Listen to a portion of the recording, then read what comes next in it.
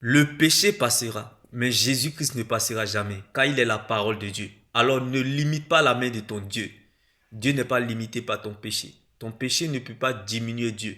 Il est moins grave de perdre que de se perdre.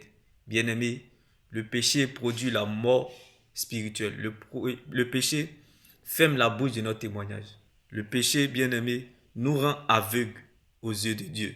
Le péché, bien-aimé, paralyse notre marche avec Dieu.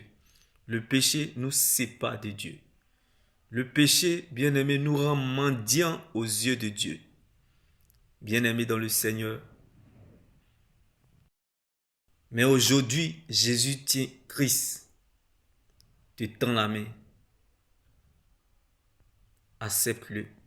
Ne meurs pas avant ton temps. Ne meurs pas avant l'heure. Ne meurs pas seul. Ne meurs pas avant la mort. Bien-aimé, il n'y a pas de résurrection sans mort. Un mort ne réagit pas. Alors accepte Jésus. Car tu peux tout avoir sur la terre et rater le ciel. Il y a toujours un après cela dans la vie. Il y a une vie après cette vie que nous menons sur la terre. Nous vivons le plus longtemps sous la terre que sur la terre. Ça veut dire, bien-aimé, tout est vanité. Donc, ce n'est pas la quantité d'années à vivre qui compte, mais plutôt la qualité de vie que nous menons dans ces années.